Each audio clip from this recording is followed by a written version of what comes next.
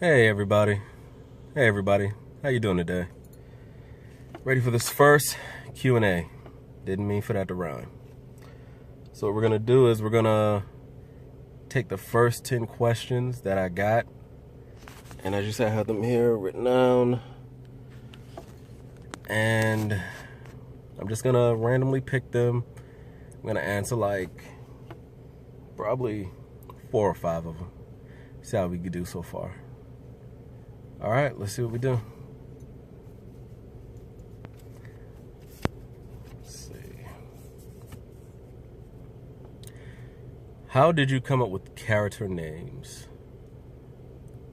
Well, that's actually pretty simple. I actually just rearranged the people's names who I based their likenesses off of.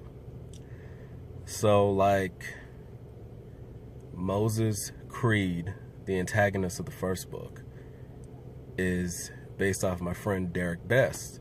So I just rearranged Derek and I use his middle name, which is Moses.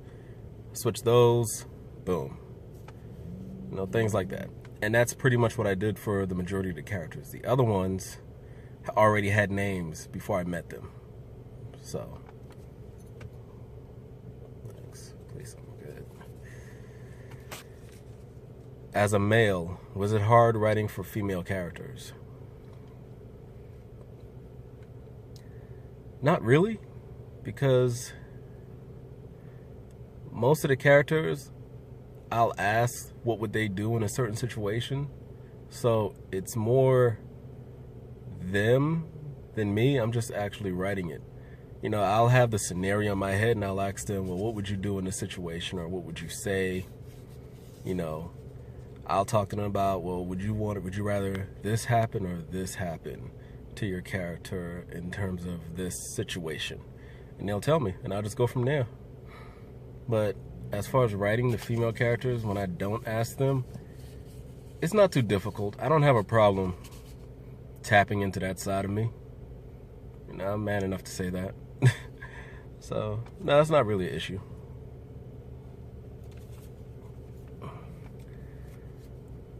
Would you change anything in your books to please the masses? No. Never. And I don't really like when artists do that now. No, everybody's so offended by everything. You're gonna offend somebody. There's no way you can do anything in this world, in this society now, without offending somebody. So why not just do it anyway?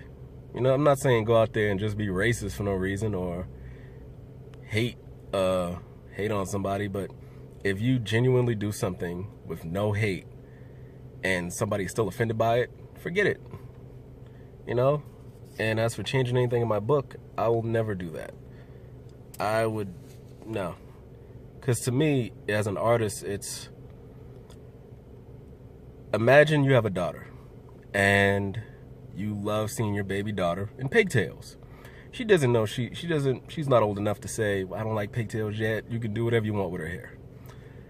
And you're walking and you see somebody and they say, hey, cute kid, I think she would look better with braids. You should put her hair in braids. Would you change your daughter's hair just because that person said so?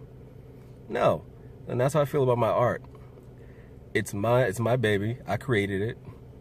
Do with it what I want. Next. What was going on with you when Powerless popped into your head?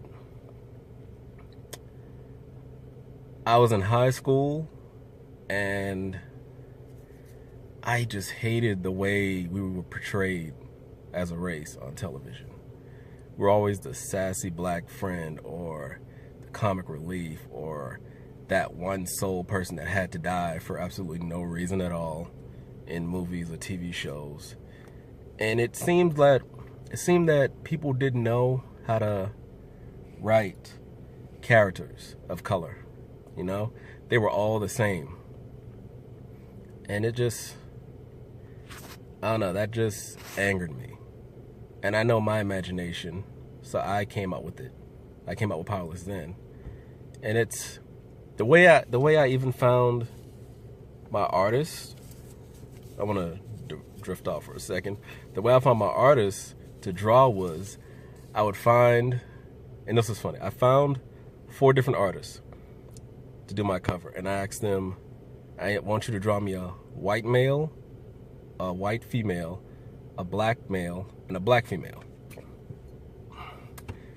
And you wouldn't believe it. 3 out of the 4 came back with the most negative depictions of black people I've ever seen.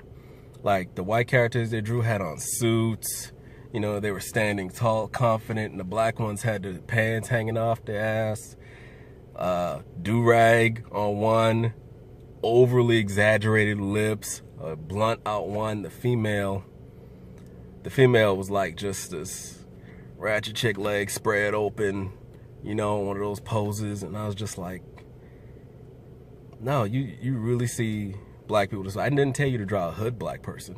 I just told you to draw a black character. And the one I chose, what he drew was, he drew the physical bodies. They didn't have any clothes on. He just drew the physical bodies. No, and that was it. He just colored them white, colored them black, and that was it. So I chose him. He didn't work out because of some stuff that happened. But the next artist I found, she is perfect. I'm gonna put her tag in the video so you guys can see her artwork and stuff as well. And her artwork isn't gender biased or anything like that. It's just characters. They just happen to be of different colors. That's it. And that's all it takes to make a person of color in art. You just draw the person. You don't have to put them in the hood or in Africa. That's not the only 2 places we are. You can find us. I'm gonna do one more. So, do you have any other series planned after Powerless? I actually do. Powerless is a 6-book series, and if you know me, you know I already have 6 books done. I'm just going back and reworking them, basically, so the stories will flow better, but I already have the 6 books and everything done. I just don't want to release them back to back to back to back quickly. I want to give them some space in between them so you can kind of savor each book. And the next series after this is actually, I'll tell you. It's called Rust Proof. Rustproof. I don't know if many people can understand me.